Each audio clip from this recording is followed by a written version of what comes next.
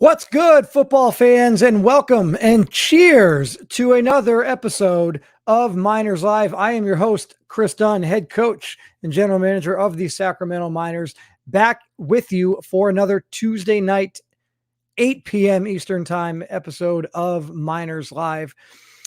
Plenty of stuff to talk about. Yes, we will get into I'm trying to think of the adjective to describe the game that we saw last night, which going into the game, most of you thought that could be the game of the year. And even just looking at the two teams and the magnitude of the situation being the final week of the regular season, what was at stake for the two teams? That could have been the most important, most critical game of the year. And that was before kickoff. And if you haven't, and I don't think there's any of you that haven't, and if you haven't, then I implore you to go do so immediately. Like, stop watching this right now and go watch the West Virginia-Georgia game last night if you have not watched it. I would much rather you spend the next 45 minutes or an hour watching that game, or if nothing else, at least go back and watch the final 15 minutes. Go back and watch the fourth quarter of that game, because for my money, it was the most unbelievable game that I've ever seen in the college series. Regardless of what was at stake, regardless of what week it was the most incredible game that I have seen in the college series. I don't even want to spoil it by telling you what happened, but I guess I kind of have to, right? Georgia had an 11-point lead with a minute and 30 seconds left. Both teams struggled offensively. Georgia started out, scored a touchdown on their first drive. West Virginia came back, scored a touchdown, tied up 7-7. Couple field goals after that. Pretty boring the rest of the way from the end of the first quarter all the way up until about the fourth quarter. Georgia gets an 11-point lead, and then with about a minute and 30 seconds left, down by 11, mind you, West Virginia, this is where, if we were playing fantasy football, you wish that you had wide receivers and quarterbacks and running back, wide receivers and quarterback from West Virginia, because you were going to get garbage points. This was straight garbage time, down by 11, a minute to go. Let's hope that my fantasy quarterback can throw a touchdown. Let's hope that my wide receiver catches 5 passes on this drive for 50 yards, and I get an extra 10 fantasy points for my team. That's literally what this was like. And Tajay Gaddy throws a bomb touchdown, not really a bomb, but a long pass over the middle to a backup tight end who outraces the Georgia secondary for the touchdown. But so what? They're still down by 4. They have to go for the onside kick. They don't get the onside kick. This is what was so mind-blowing. Georgia recovered West Virginia's attempt for the onside kick. Georgia gets the ball. Run the ball on first down. Run the ball on second down. Run the ball on third down. Fourth down comes up. It's about 4th and 4, I think it was. And Georgia decides to go for it. There's only about, there's a few seconds left in the game. But rather than punt it and risk a block punt, or punt it and risk it being returned, whatever crazy shenanigans could happen, Georgia decides to go for it. Even if they don't get the first down, fine. West Virginia's got the ball kind of in their own territory and has no time, one play at best, if they're lucky, to try to win the game. They go to the line of scrimmage. Both Smitty and I, because I was on the broadcast with Smitty, both Smitty and I said immediately, I love the play call. I love the aggressiveness. I love Georgia going for it here on fourth down, because if they don't get it, West Virginia doesn't really have time to do anything. And if Georgia plays it right, they could hold on to the ball long enough, run around for a bit, and run off even more clock. We loved the fact that Georgia was going for it. And then the ball was snapped. And immediately upon center, hiking ball to quarterback, things went crazy. Why not just hand the ball off? Why not just run around in the backfield? Why not just drop back and throw the ball as high as you can possibly throw it, as deep as you can possibly throw it? Throw it out of bounds. But no, Georgia decides to throw a pass to try to get the first down. The ball's intercepted by Richard Grooms, and he runs it all the way back for a touchdown. All the way back for a touchdown, down by 4. West Virginia is now up by 3. And it was you thought last week's Oklahoma State-Oklahoma game was bedlam. This was bedlam. Smitty and I going crazy. Me having watched 2 full seasons of RFL games and 2 full seasons of College Series games, having never seen anything like that in my life. You'd have to ask Smitty. I don't know if he could say that he has ever seen anything like that. I mean, look, the chat's going crazy, right? Amir Williams, no need to punch, should have just ran the ball. No way West Virginia would have been able to get down the field that fast. 14 seconds left. I mean, it was mind-blowing. UGA could have ran anything else on that 4th down that wasn't a pass. They could have even ran a pass. They could have ran a pass play, but just not thrown the ball. They could have ran a pass play and thrown the ball, but just thrown it down the field, thrown it anywhere, just not in the middle of the field. And what does this mean for Asai Reese? He's got 10 interceptions on the season. 5 of those 10 interceptions are in the last 2 weeks when his team needed to win. If you've listened to this show, you've heard me say for a month, maybe 6 weeks now, Georgia has to start winning games convincingly. They have to start doing things to earn style points. Down the stretch, when Georgia needed to win, and not just win, they needed to win convincingly, and they needed to win against teams that were ranked above them. They got demolished by Ohio State. And I think and they didn't look great the last couple weeks. And Asai Reese, 2 interceptions 2 weeks ago. 3 interceptions in that game last night against West Virginia. That's 5 interceptions. Half of his entire season's worth of interceptions have come in the last 2 games. He is not a top level quarterback in this College Series. We saw last week on RFL Live the list and the rundown of top quarterback, top running back, top wide receiver. If you noticed on those rundowns, on the file that Georgia is on, right? Because again, half of the league is on one file, half the league is on AFC, half the league's on NFC. In the file, I think Georgia's listed as part of the AFC in the file. So when you go to the AFC and you look at top quarterbacks, he was 8th on that list. That's not 8th out of 32. That was 8th out of 16. That's not good. That's not even, it's mediocre. Okay? And we talk about players being put in positions, having the skill set, and being put in positions to win games and look good. And I know that you guys have heard me talk for a while now about college is great and the College Series is nice. But at the end of the day, what does it mean? What does it mean to you, right?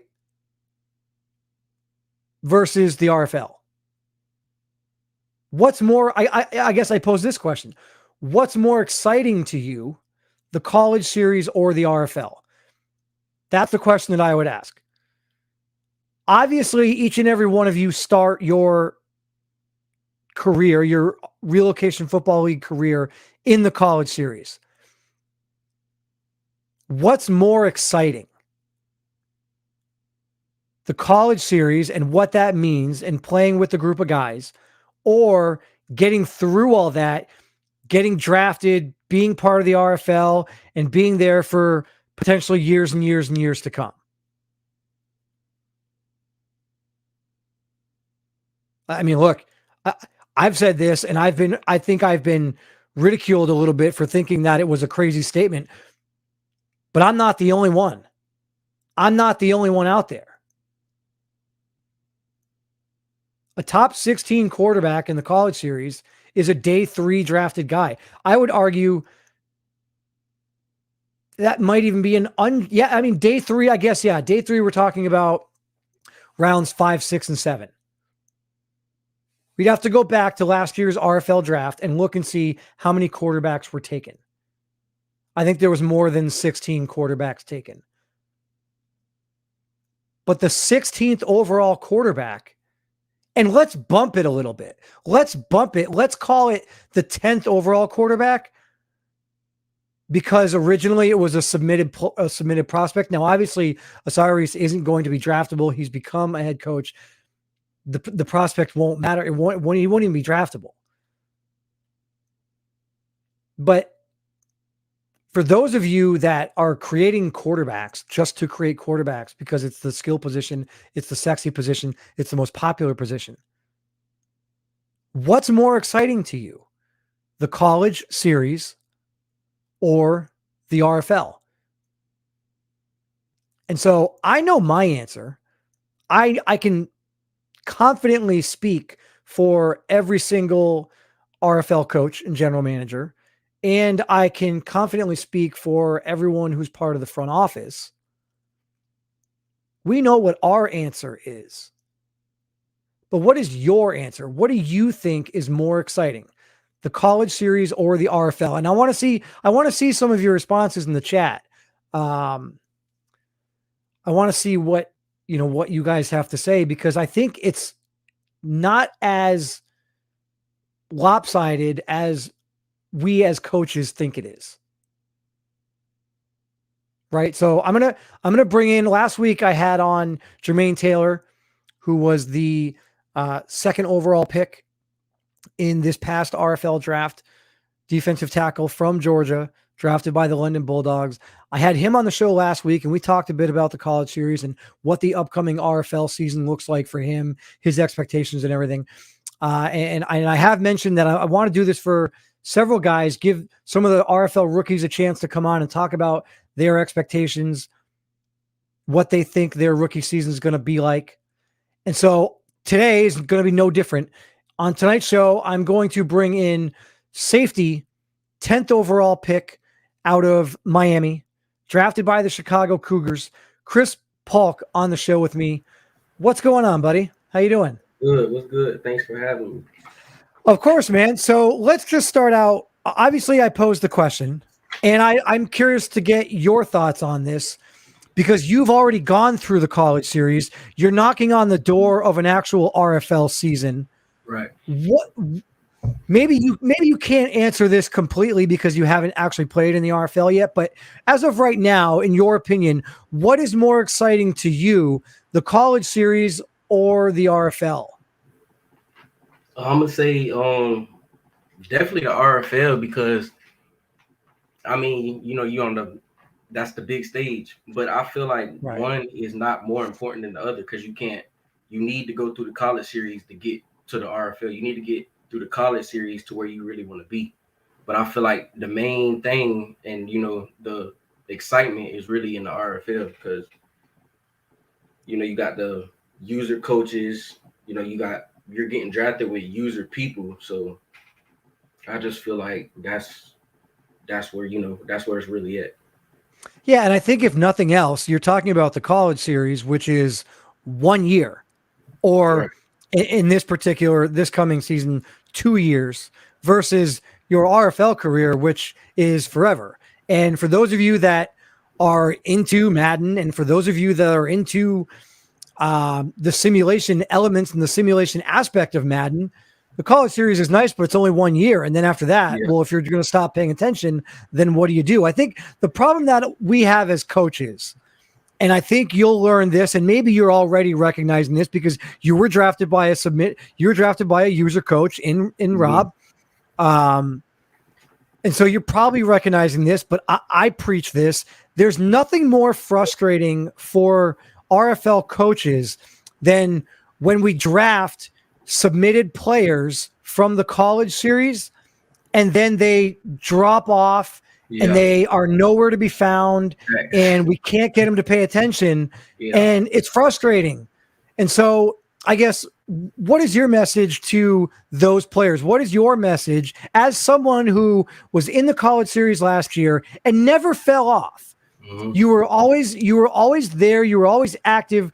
What is your message to those players that are going to soon be drafted and find themselves with a little bit of downtime? What's your message to them? Like I always tell, like the season 3 guys, I feel like it's not really hard because, number one, if we keeping it realistic, if we keeping it real, RFL, we paid $5 and, we got in this league because this is something we enjoy. So I feel like if you're really dedicated to something, it ain't hard to stay active. Just stay active. If you want to get spicy with it, create content if that's your thing, But I feel like it's not really that hard. Just stay active, keep up with the league, keep up with with what's going on, and you shouldn't have a problem getting drafted. You shouldn't have a problem, being successful. And if with being active, that reloads come with that. So with being active, you can kind of say that's going to help boost your player too. So I feel like it's not really hard. You just got to really put time and effort into it. That's just with anything else. What did you do, right? So obviously you went through it and now you're entering your first season in the RFL. What did you do after the college series ended? And maybe even, I guess it's easy to stay involved then because you're heading into the draft, and that's just as exciting, if not more, than the actual season itself. But after the draft, right, there's probably about a 2-month period. And if you don't have a player in the next college series, which is, I think, a big thing also, there's a lot of players out there that had a college series 2 prospect, but they don't have a college series 3 prospect. So after the draft, you have all that downtime. You didn't have as much because you do have another prospect in the college series 3, but what did you do to stay active yourself and try to stay involved? Create content. And that's something that I love to do. Like me, Eric,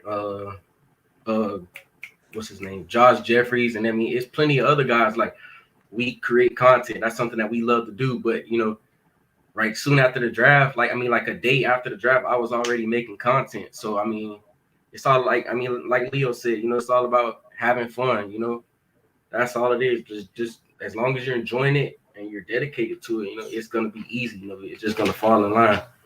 So if that answers your question, I just, right. I think it's important because there's a lot of prospects out there that didn't, for good reason, didn't want to create another prospect for the college series 3. They had one in college series 2. He got drafted. They want to focus on that. I get it. And right after the draft, a lot of those guys, look, I've got a couple guys who were super excited on draft day. And I've spoken to on the phone. Like, I literally called every single player that I drafted. I called them during the draft before I made my selection, as if it was the actual real life NFL draft. I was on the phone with the guy saying, "Hey man, welcome to the Sacramento Miners. I'm about to pick you right here." Yeah. Just again, it's just like a dedication thing. Guys, they just want to see like their name only. You can't really be, if that's you, then that's just you, but you can't really be like selfish like that. You got guys that just only want to see their name, but you got like league first guys. It's cool. We want to see, we want to see our name too, but we still care about other stuff.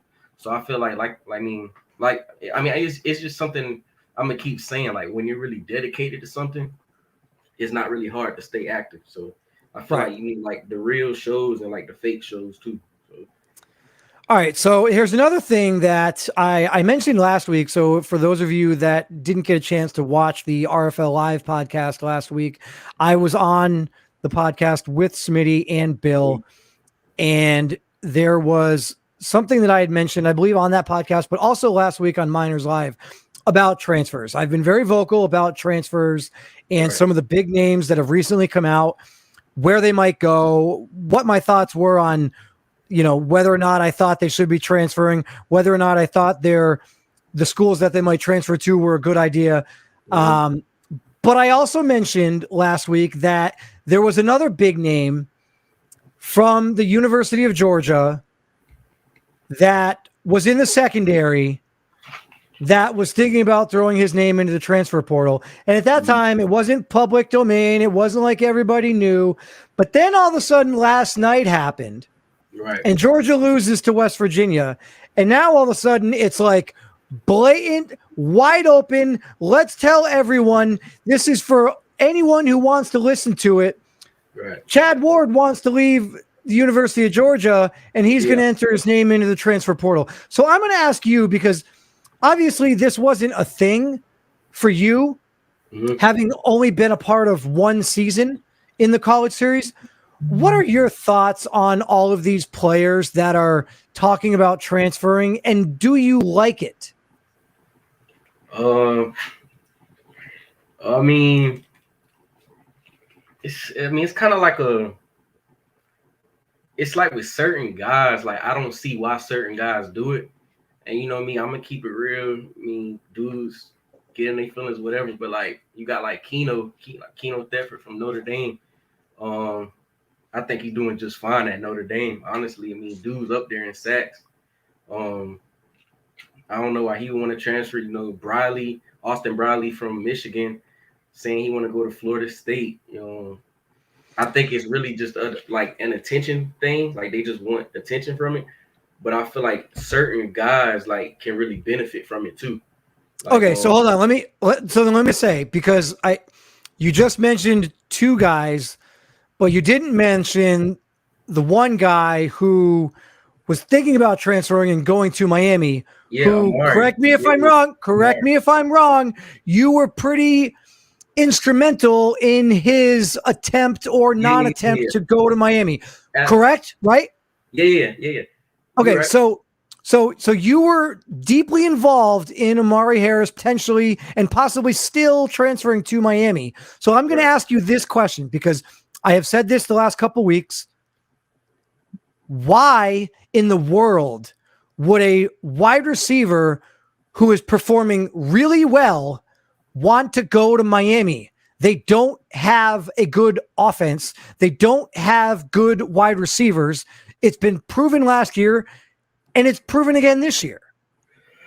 I mean, I feel like you just answered, the question. I mean, we don't have good receivers. We got our best receiver in Deion Carter. I mean, he's leaving. And Charlie, I don't know what's going on with Charlie. It's a little something going on with Charlie too. So we're gonna be down to one guy, and I feel like Amari would have been that guy that to come in. Electric. Everybody know he's electric. He just hit 1K on the season. So Amari knows we love him. Like he loves Miami, we love him. So that's just be like, I feel like that'd be just like a perfect connection. So why not have that brotherhood, and why not have that family type of vibe while making plays on the field? So and I guess that's where I think I differ a little bit, because I look at that and I understand. And I had an offline conversation with another big name incoming rookie into the RFL who was recently drafted from last college series. And we had an offline conversation a few nights ago, and I appreciate it because he messaged me and said, "Hey, look, coach, I don't agree with your take on the college series not being as important, or I don't think it's right that you are trying to break up a lot of these college teams that have 15 or 16 or 20 guys simply because there's so many guys. And we didn't talk at great length. We didn't talk, all night long, but we went back and forth for a little bit. And my position hasn't changed. It wasn't like he was going to convince me to change how I feel about it. And I guess that's part of the reason why I posed the question earlier about what's more exciting. Because if you want that college experience where there's 15 of you every night on game day in a chat, that's awesome.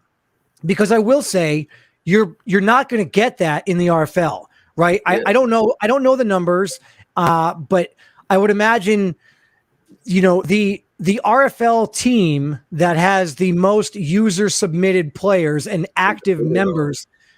Is it the Bulldogs? It's probably the number of players is probably not that high, right? Like, let's say the Bulldogs have the most number of active players on their roster in the RFL. What is that number? 5, maybe 6, right? It's a significant change versus Saturday afternoon at Miami when there's 15 of you talking back and forth. Right. So I get it in that regard. I just look at the longevity of it and think that what are you going to do best? And I guess it's not great to be talking to you about this because you didn't really have to worry about it. I don't think your draft stock was never really in question or in jeopardy. As a matter of fact, Mix will be the first to tell you that he traded up in the draft to be able to get you. And I believe, correct me if I'm wrong, you guys had many, many conversations prior to the draft about his stance and that if you were available, he was going to get you, correct? You guys talked a bunch prior to the draft? Dude, not really how people thought we talked. I mean, everybody knows I love Mix to death. That's my boy. His love for Mix, he loved me. But we didn't really talk that much about me coming to the Cougars to about closer, like, believe it or not, closer towards the draft. Like, that's when he started interviewing me. That's when he started throwing it out there like, hey, like, I'm gonna try to make some moves. I'm gonna try to move some pieces for you. And the draft was what, July 22nd? So like somewhere around like early mid-July, that's when we started really picking it up and talking about like me coming to the Cougars. All right, so let's get into the upcoming RFL season, and you're going to be a rookie, and you got drafted to a team that finished second in the division last year, 11-5 record, great team. What are your expectations coming in as a rookie to the Chicago Cougars team? I mean, like I was just telling Smitty and the guys last night in the BC, it's the RFL. This ain't college no more. Like, I got to put on my big boy pants now. Like, I can't just be going out there and hitting guys and slinging guys and catching interceptions on guys' head anymore. I can't do that. Like, like I told them, like, I'm gonna be facing guys like Keith Guyton twice a year, guys like Matt Nayani, dudes like that. Isaiah Streets in my division. So big name guys I'll be facing. So I feel like I'll just have to, like I said, just put my big dog pants on and just take it for what it is. Like, give it my all. Like, cause I know it's gonna be some rough times.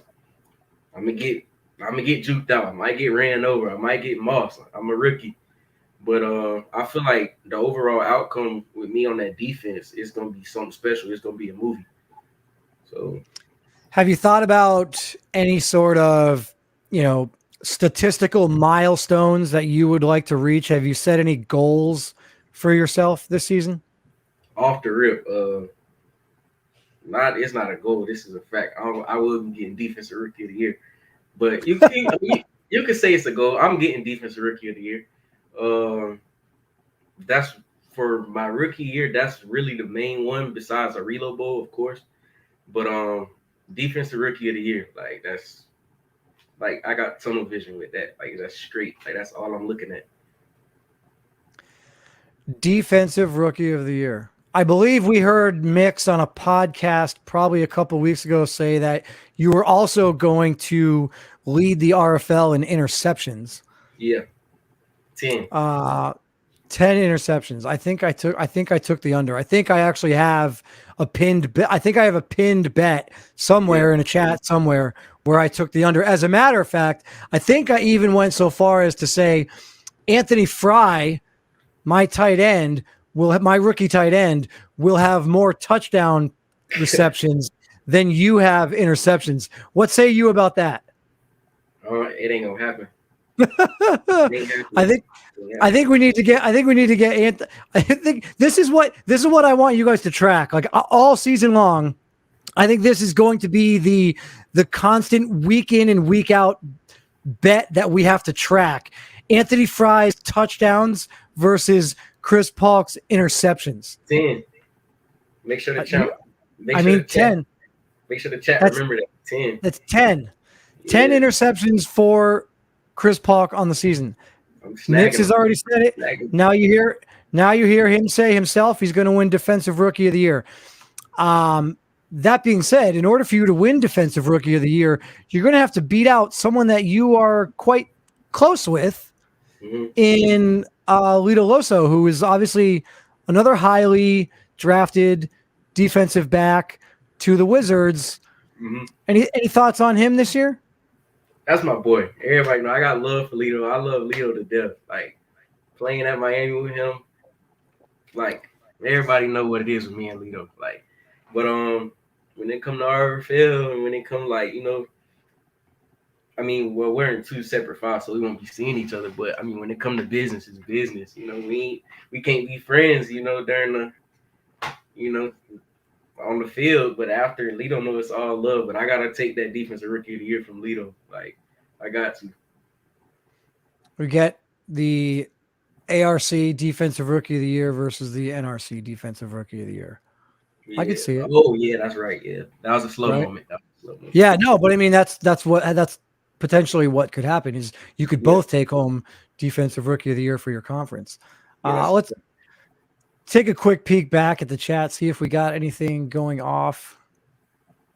I know, did someone say you're having some issues hearing me? I don't know if maybe the connection was off for a little bit. Hopefully you guys are getting me a little bit better now. How do I sound to you, CP? Any good? All good? I can hear you, but like the movement on the screen, like you're freezing, but as long as I can hear you, it's fine. Okay, so then maybe that's what it is. Maybe the connection's a little bit low and it's affecting the dubbing or something. It's out of sync. Hopefully it's not too bad for you guys. If it gets really bad, let me know and I can pause and try to mess with something. I actually do see it pop up. It looks like the connection's a little bit low. I don't know if I'm having some issues here, but yeah, I don't know anything that I guess let me ask you this. You got Miami, your alma mater, number one team in the country, going into the ACC championship against North Carolina. I think we all think that Miami's going to win that game.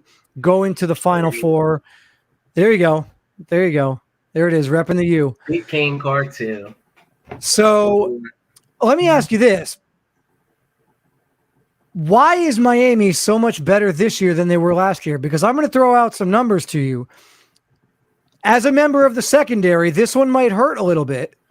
And I know Lito Loso is out there too, and he's listening. So this one might hurt you guys a little bit. But you guys gave up the 6th most passing yards in the nation last year. You guys averaged 269 passing yards allowed. And there are 2 top 10 DBs drafted in the RFL on that Miami team. Why is this Miami team having so much success, A, and B, what was it about last year's Miami team with all of that talent that could only muster 8 wins, couldn't win the division, couldn't win the conference, couldn't get into the Final Four?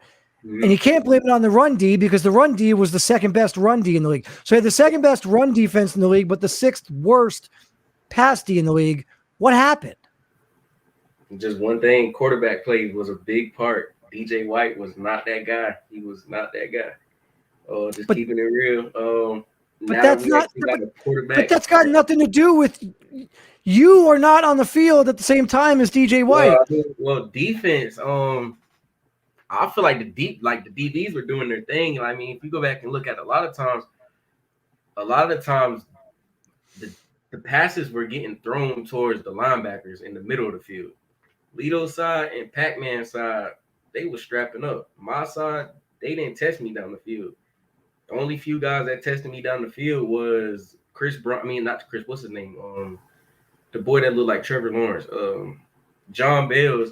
He tested me twice, and both of them was deflected. So that was the only time I got tested. And Kai Cash tested me too, and he got picked off. So he know what's up. And after that, not too many guys tested me down the field. I mean, a lot of those passes was in the middle, in the box. Right. All right. I mean, I had to ask because I know that a lot of us were critical of that Miami team and how it should have been way better than it was. And I think early on in the season, some schemes may or may not have been put in place that were, to your advantage. But certainly this Miami team is playing very well. I don't think there's anyone that would disagree with me when I say they are the best team in the country. Yeah. I would even go out on a limb and say this Miami team is better than the last. I'll agree. This Miami team is significantly better than last year's Miami team. I think this year's Miami team is better than any team in the College Series last year, except for Georgia. Yeah. And I think that this year's Miami team versus last year's Georgia team, beat them. That is something that I would like to see. And I almost wonder if we could convince if we could convince, I wonder if I could get together with Smitty and talk to the front office and see is there a way that we could convince them to create last year's Georgia roster and this year's Miami roster, recreate them both. And during the off season, when it's downtime and there's not as much going on, play that game and maybe not even play it like just one game, play it like it was Major League Baseball and play it like a best out of 5 series or a best out of 7 series just to see what last year's Georgia team and this year's Miami team would be like, because I think that would be pretty good, right? You'd sign up for that? I'll definitely sign up for that. Yeah, make it we can make it like a $5 Patreon, like it's like a pay-per-view. Yeah. Put it on Patreon, and the only way you can watch this game is $5. $5 buy-in on Patreon. We're going to take last year's Georgia, this year's Miami, and we're going to go head-to-head. Yeah. I love it. I'm in. Sign me up. You in? Definitely pay for that. Yeah, I'm in. All right. You're in. All right, CP. I appreciate all the time. Obviously, best of luck this upcoming RFL season. Best of luck to your Miami boys. I know, rep the pride. Show us the shirt. There it is. The U. I'll throw it up for you. I know. Hey. We got the U. We got it. Do it like that. So, I can't. I don't like doing it the real way. I can't. You don't take L's. I can't. I live in Tampa. I can't do it the right way. I got you. I got you. All right, we'll do it. Appreciate it. Thanks for having me. Yeah, man. As always, best of luck, and we'll talk soon. All right. Yes, sir. All right, buddy. Take care, man. Yes.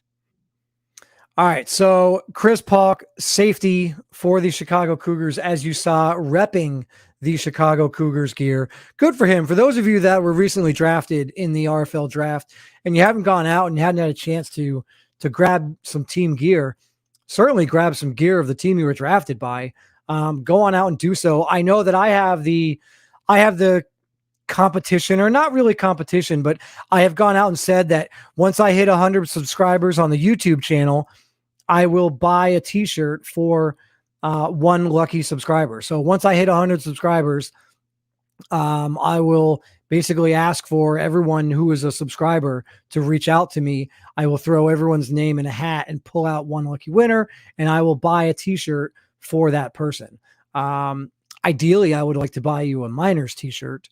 However, I completely understand if you would like me to buy you a t-shirt of someone else, and I will be happy to do so, because this is more about you and your support of this show and your support of the league and trying to get everyone involved as much as possible. So that is something that I'm going to do to kind of give back to everyone.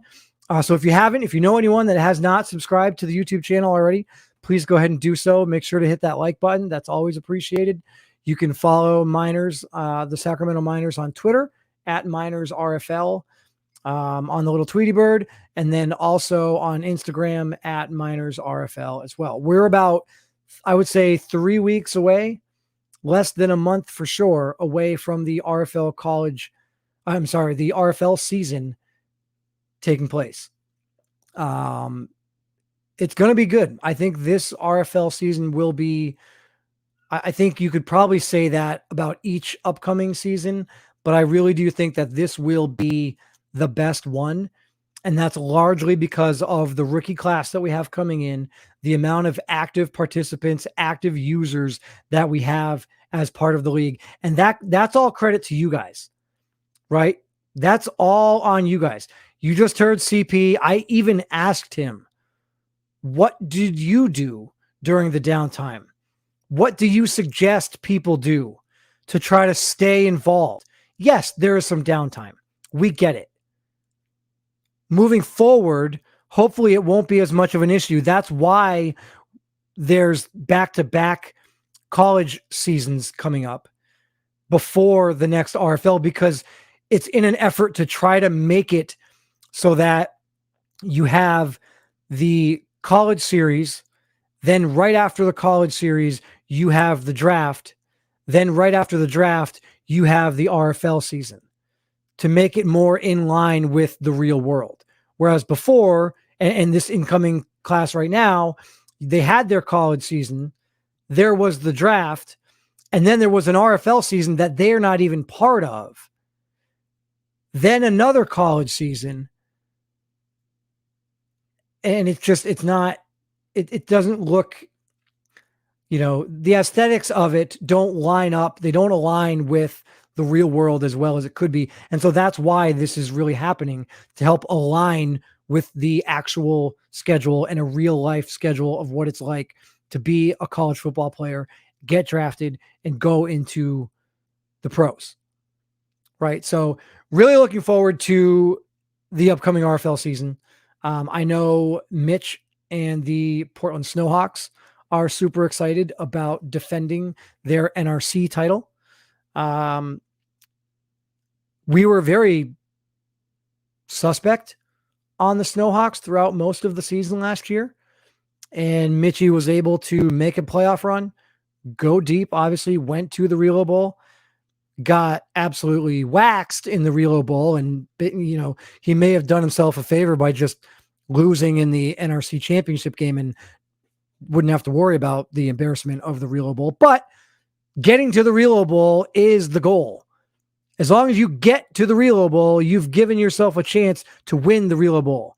You can't win the Relo Bowl without actually getting to the Relo Bowl. So it'll be interesting to see what Mitch does this year. Obviously, had some holes at middle linebacker. Went out and drafted 17 middle linebackers, I think. Maybe. I don't know. He'll tell you how many middle linebackers he drafted. I think his first 3 draft picks were all middle linebackers. So what do those guys do? Who's going to step up for him in the linebacking core? What's that going to look like? How many rookies is Mitch going to start? How many rookies are a lot of these coaches going to start? I'll tell you myself, I'm looking at going through OTAs. I've put together my roster. I've started doing some offline simulations. I've recreated my roster on an offline file and done some simulations on my own just to get an idea of what some of my players look like. Granted, going against generic teams that aren't real and are just part of whatever Madden's generic 2039 or 2040, whatever year I fast forwarded to, players look like. But I have done that. And I can tell you, I probably have 4 rookies, certainly, that are going to see regular playing time. I would say that I've probably got 2 rookies that are in line to start on day 1 and be every down starters. And then I've got 2 other guys that are going to be in and out on formations you know, regularly, based on matchups. So it's going to be interesting to see what some of these other teams have in mind. Jedediah Richardson obviously was one of Mitch's linebackers. Khalil Grayson was another one. And then Hardy obviously was the third one. Hardy in the first round. Who do you believe will be your standout rookies this year? Kai Cash asks in the chat. I would have to say I've got to give it to my boy Anthony Fry. If for no other reason, because he's been the most involved and he's been the most active, and I know that he's going to be doing everything he can to boost his player and make sure that his player builds as quickly as possible.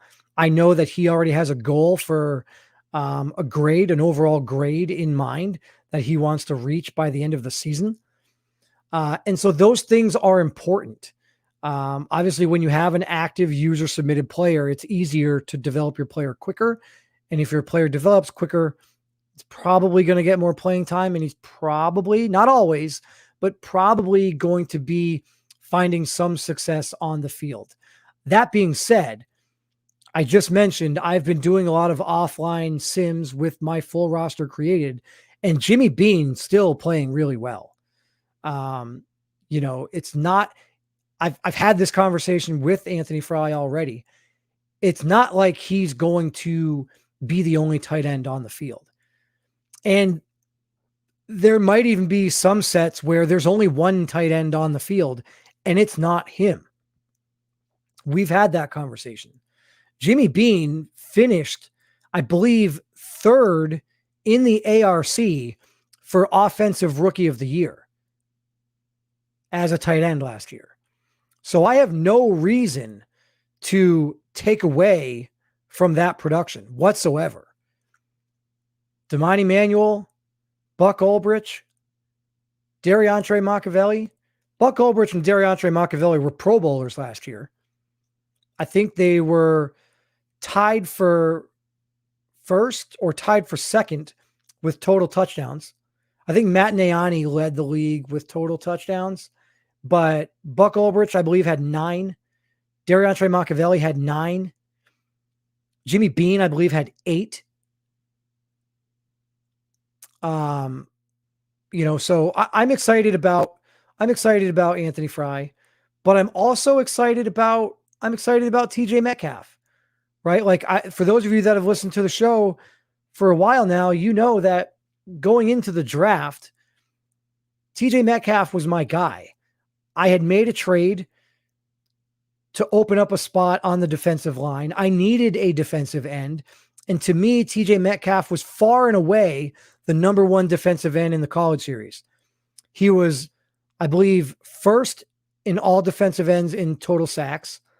And I believe he was second. I believe he was actually second in total sacks from anyone. I think Jermaine Taylor was the only player who had more sacks than TJ Metcalf. So he was second among defensive players in sacks, and he was first among defensive ends for tackles for loss, I believe. He dominated. I think many of us were surprised to see his overall grade on draft day. I was certainly surprised to see him drop to 14 overall. Remember, going into the draft, I didn't have the 14th pick. I believe I had the 24th pick in the draft, and I was not going to get TJ Metcalf at 24. On my mock drafts, on my big board, I had TJ Metcalf as a lock to go in the top 10. And I talked to several other RFL coaches prior to the draft about TJ Metcalf, and they all agreed, the ones that I spoke to all agreed that TJ Metcalf was going to go in the top 10 until he didn't. And I was fortunate enough, I traded up from 24 to 17, and then I was able to trade up from 17 to 14 and was able to get TJ Metcalf. And I was shocked. I did not expect to be able to get TJ Metcalf at all. He comes in with star development, so I'm looking forward to that.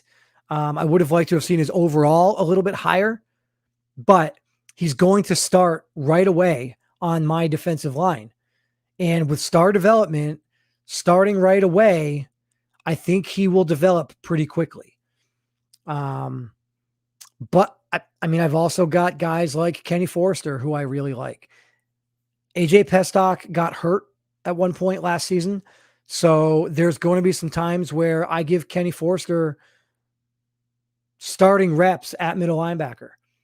There's going to be some times where I might slide him out to outside linebacker. I also drafted Glenn O'Callahan at outside linebacker, who was a generic prospect last year. He was not a user submitted prospect, but he was phenomenal at Notre Dame. And I drafted him, and he's got star development also.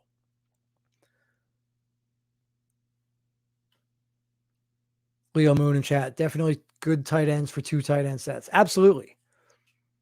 I mean, the combination of Anthony Fry and Jimmy Bean in 2 tight end sets are going to be fantastic.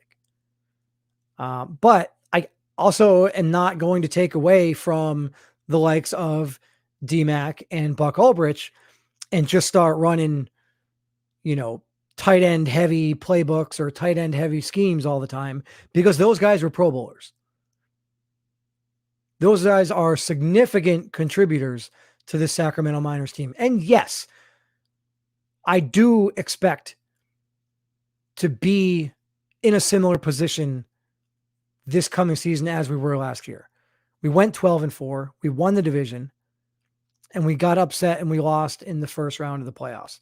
I'm a little bit bummed that they changed the format, because had they not changed the format, the first 2 teams would have gotten the bye, and we would have gotten the first round bye. Things may have been a little bit different. Who knows? I mean, none of that really matters. The Aviators deserved the first round bye. They were fantastic throughout the entire season. We played the Aviators. They beat us. We had our chances to get a better record, and we just didn't do it. I do like the fact that there was I believe a 10-game stretch during the season where we had 2 games that were automatic wins because they were against NFL teams, but then the other 8 games that we had against RFL teams, we won. So there was a point where we had basically a 10-game winning streak. I think we started the season 2-3, or maybe we started the season 2-2, and then we won.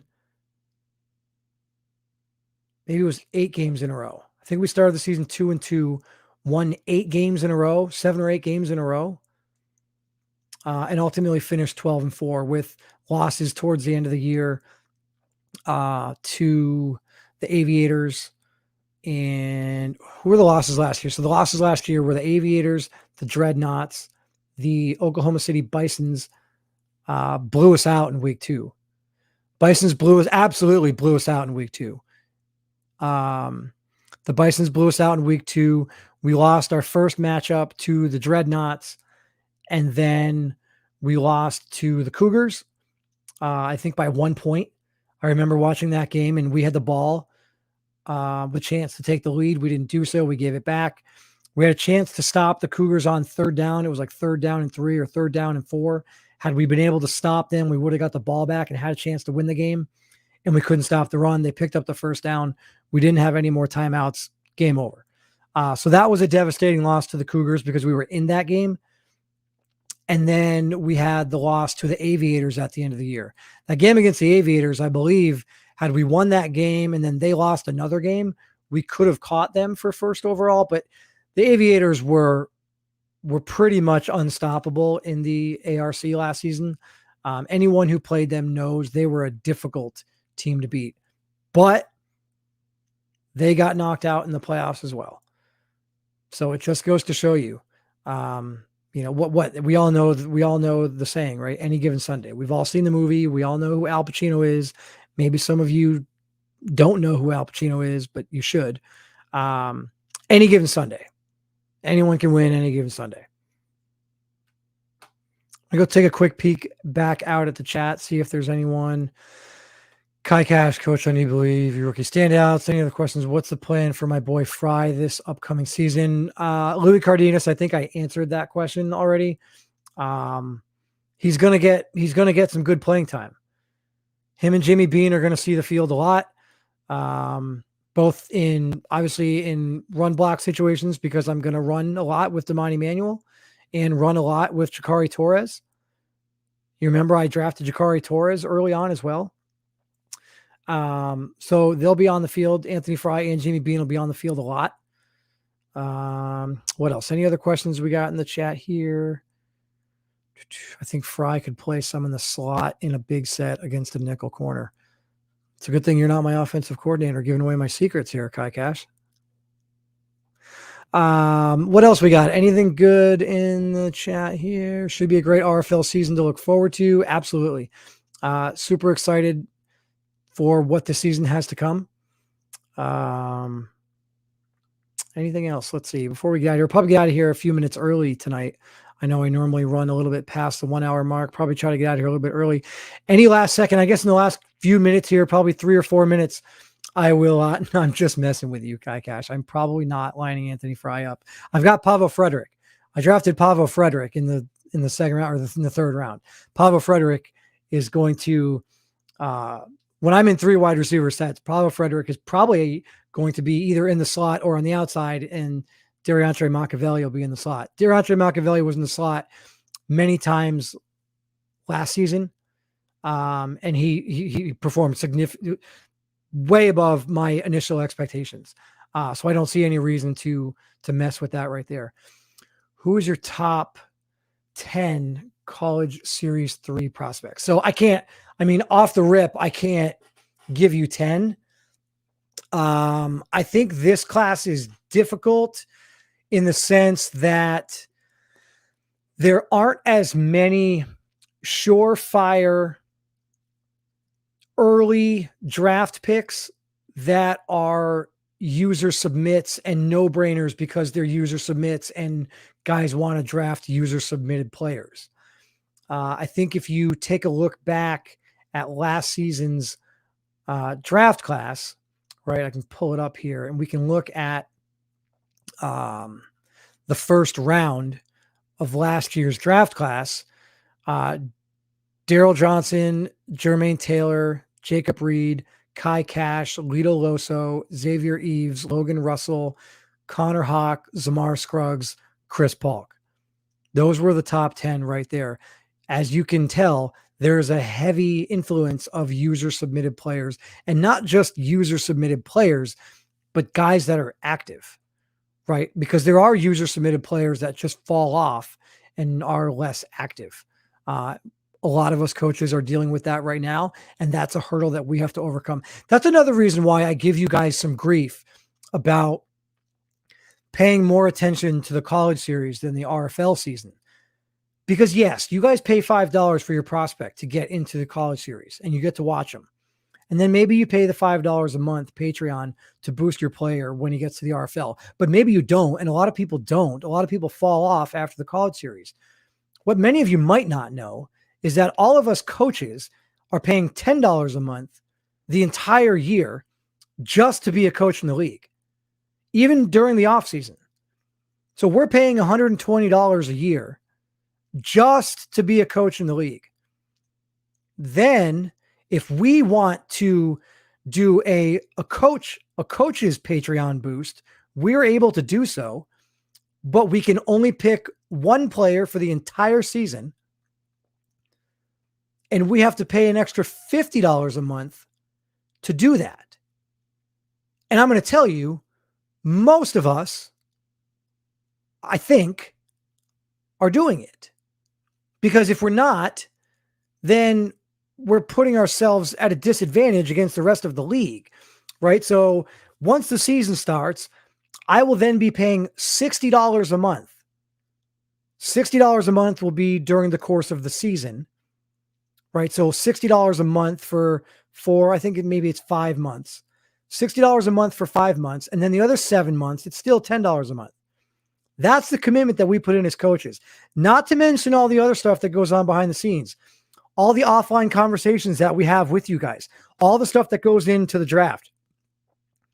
And so when I see you guys paying $5, loving the college series like it's the greatest thing in the world, and then not paying attention during the off season, or losing interest and falling off, getting kicked out of the Discord, not Patreoning your player, not trying to boost your player, it's a little bit frustrating. And I get there are certain circumstances and there are things that are beyond all of our control. And by all means, if that's the case, let your coach know. See if there's something that you can do. I strongly believe there are more user submitted players. I know that I know this to be fact. It has to be. There's way more user submitted players that either get kicked out of Discord or no show once the college series is over than there are actual players still active with a player in the RFL. And the only rationale that you could give me is that you got drafted in the 5th round and you're a backup and you just aren't paying attention anymore because you're a backup. That's all the more reason to pay the $5 a month to Patreon your player and boost your player up. I'll tell you guys right now, Anthony Fry on my team is a lower overall than Jimmy Bean. I am completely justified if I want to sit Anthony Fry on the bench and start Jimmy Bean and run a spread offense where at most I have one tight end on the field at all times. And Anthony Fry never sees the field and Jimmy Bean is my tight end. But Anthony Fry is active. He's involved. He's going to boost his player, and his player is going to get better quickly. And that's what we as coaches want all of you guys to do. Not just the diehards, like the Chris Williams, the Lito Loso, the Kai Cash, the McCalls. I know there's several others, and I apologize if I'm not. The Hodges, right? Like, not just those guys. Everyone. Alvin Mack, like here's a good one. Here's one that could very quickly become one of the guys that we just mentioned. Where does Alvin Mack get drafted? You pose the question, my top 10 prospects. I can't give you top 10. It's kind of like off the rip like that. I just can't. I will say that Calvin Poole is up there. I do think there are RFL teams that will need a quarterback. But that being said, Calvin Poole is the best quarterback in this draft. But I don't know necessarily that he ends up being the first quarterback taken simply because he's not a user submit and he's not super active. Now, if you have a user submitted quarterback that's close and they're very active, I could understand a coach drafting that person ahead of Calvin Poole.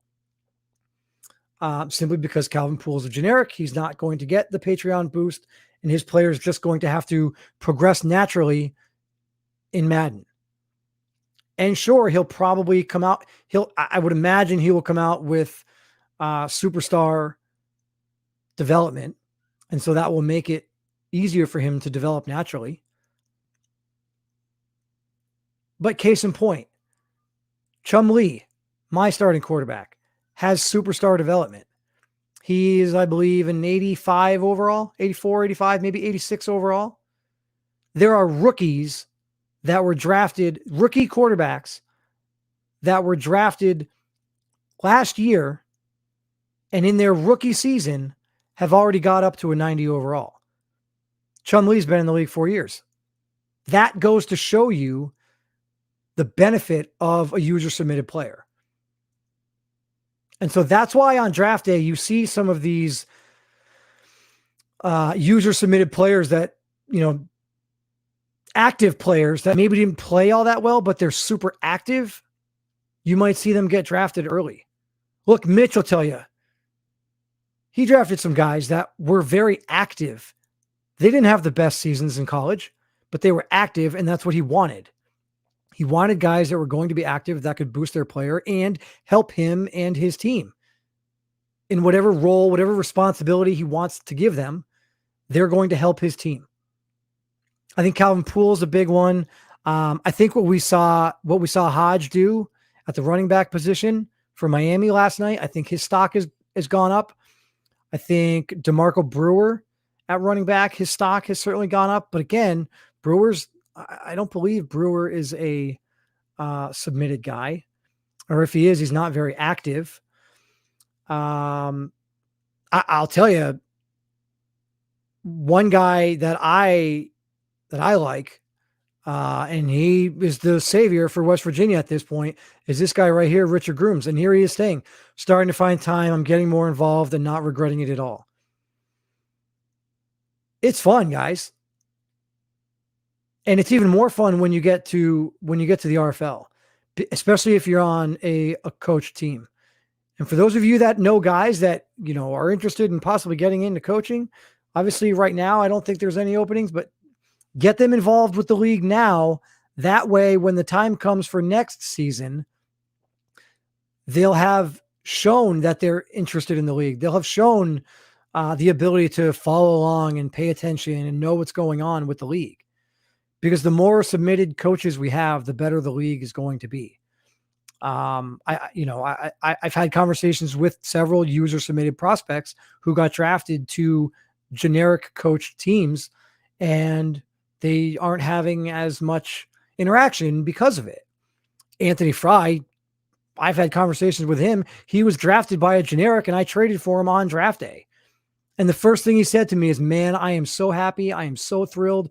I cannot believe that this just happened. I can't believe that you just traded for me. I was bummed. I didn't want to play for a team with no coach. And the fact that you drafted me, or that you traded for me just now, just makes this whole thing so much better. And now look at him. I mean, you guys see him all the time. He's one of the most active guys on a weekly basis. Right. So I think Calvin Poole's up there. I think Richard Grooms is up there on the defensive side of the ball. There's some guys that are performing really well. Alvin Mack. I like some of the guys on North Carolina. I like Tank Frost. There's some guys. I mentioned Hodge, Grayson Mitchell. Again, I don't think running backs are going to go all that early. I think we may have seen some running backs work their way into the first round. Whereas a couple of weeks ago, I told you guys there was going to be no running back in the first round. I think now we might have that, but that remains to be seen. Certainly defensive side of the ball is going to be where it's at. But yeah, I think we'll start to get a little bit closer. RFL Live tomorrow night. Hopefully we'll have a chance to go over some more of the stats. They'll get a chance to go over that. But yeah, I'd have to think too hard. Maybe I'll come up with a list of who I think my top 5 are. Maybe I'll do that for next week after the conference championships are over. I'll do maybe I'll try to put together my top 3 by position. Maybe I'll see if I can get together with some of the other coaches in the league, and we'll do it collectively. So we can kind of come up with our own. That way it's not just me and what I think. Try to get some input from some of the other coaches, and that way it's kind of a little bit more of a collective effort. What's he saying, man? My boy Joe going to be gone after season. Yeah, Joe be tripping. He'd be tripping straight to the unemployment line. What else? Anything? All right, I'm going to get out of here in a minute here, guys. Just last second. Any questions in the chat? We got anything good? If I don't see anything pop up in the next 30 seconds or so, I'll probably let you guys go. Get on out of here. Get some rest. I know we got RFL Live tomorrow. That usually runs pretty late. So imagine DJ Evans and the Gunslinger Moon get together. Yeah. And DJ Evans is pretty nice. That boy at Baylor, he's balled out a couple times too. He's up there. I mean, he's a generic wideout that I like a lot. Predictions for the Predictions for the conference championship games. All right. You know what? Good. Since you went there, I Decided I was going to wait and go over this. I let them go over this tomorrow night, but since we already have them, we did kind of tease this on the broadcast last night. Here are those conference championship games. What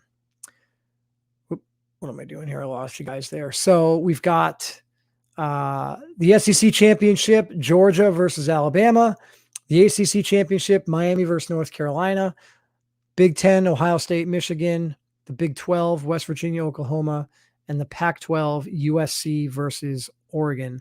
I'm going to go with Georgia in the SEC championship. I was very surprised at how they played. They played much better than I thought they would against that West Virginia team. I thought West Virginia was going to be able to do more offensively. And aside from Grayson Mitchell's long run that he had, I believe in the second quarter, they did a pretty good job of stopping him and containing him. The ACC championship. Oh, look at that. I didn't even realize TJ Evans is not a generic. He's just lazy and he's not as active as he should be. So get active, kid. Boost your draft stock. If I don't know, if I think that you're a generic and I don't know that you're a user submit, I might not be the only coach. That might be a problem. Get active. ACC championship, Miami and North Carolina. I want to say Miami wins this in a runaway, but I also think that they don't have really anything to play for. And I don't know if that necessarily is conveyed at all as part of these sims. But I think, I don't know. I'm going to go Miami. Yeah, I'm going to stick with it. I'm going to go Miami. I'm going to go Miami big. I'm going to go Georgia by about, I'll say Georgia by 7. I'll say Miami by 12. Ohio State, Michigan. I'm going to go Ohio State by about 17. Look, guys, this Ohio State team, I don't understand why Bill and I seem to be the only ones that don't wear an Ohio State Buckeyes jersey that seem to give them credit. But this Ohio State team is really good. West Virginia, Oklahoma. I'm going to go. This was a lot closer for me right now. 2 weeks ago, I would have said West Virginia. Last week, I would have said West Virginia. I think I'm actually going to lean towards Oklahoma in this game. I don't know. Something about West Virginia this past week. I didn't love what they did. Give me Oklahoma by 1 in this game. I think it'll be a really close game either way. And then the Pac-12, USC and Oregon, USC in a landslide. I don't even think it's close. So based on that right there, based on what I just said, I'm going to give you my final 4, and that is USC. We'll just go in order, right? I've got, if all that happens, like I just said, Miami at number 1. I've got USC at number 2. I've got Ohio State at number 3.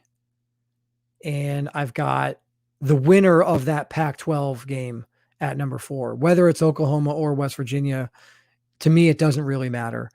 I think the only chance that Georgia has at this point is if Ohio State or USC loses. And actually, I think the only chance that Georgia has of getting in is if USC loses. Because even if Ohio State loses, I still put them in ahead of Georgia because they beat Georgia. So the only real chance that you can make for Georgia at this point to get in is to win the SEC championship in convincing fashion, and USC loses to Oregon, in which case maybe, just maybe, it's Miami, USC, or Miami, Ohio State, the winner of the West Virginia, Oklahoma game at 3, and then Georgia at 4. But even then, I can make an argument that if Oklahoma wins the Big 12 championship, then Georgia's out no matter what, because you could make an argument that it's Miami at number 1, Ohio, even with a USC loss, you could make an argument Miami at number 1, Ohio State at number 2, West Virginia, who would beat Oklahoma at number 3, but then Oklahoma at number 4, ahead of Georgia and ahead of USC because USC then lost. I think it's crazy. I think there's a lot that's going to go on. we're going to have to wait another week. Obviously, conference championships are coming up this week. And then after conference championships, we will have the official Final Four release. So stay tuned, guys. It's going to be interesting. I think they're going to have more of the RFL top 100 players released. For those of you that aren't in the RFL yet or don't know how exciting the RFL is, watch RFL live and pay attention to those top 100 prospects, top 100 RFL players. Okay, that will get you amped. That will get you excited. Other than that, until next time, guys, really appreciate everything. Really appreciate the support. Smash that like button. Subscribe to the YouTube channel. I think we're about 20 subscribers away from the magic number 100. At Miners RFL on Twitter. At Miners RFL on Instagram. Until next week, this is Chris Dunn, head coach, general manager of the Sacramento Miners, signing off. Be sure to check out RFL Live tomorrow night. Should kick off around 8:30. Until next Tuesday, take care, everybody.